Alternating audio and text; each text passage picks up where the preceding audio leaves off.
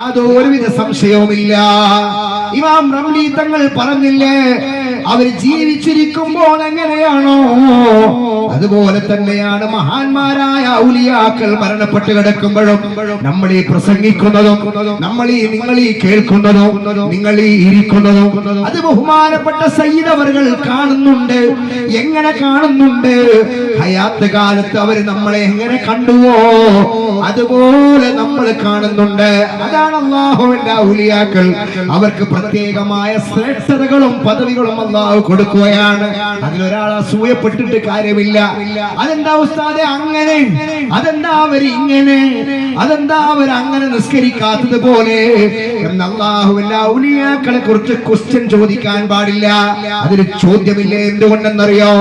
നമ്മൾ മനസ്സിലാക്കാതെ നമ്മുടെ ബുദ്ധി ഇവിടെ പരിധിക്കപ്പുറത്താണ് അവരുടെ ജീവിതം എന്ന് പറയുന്നത്.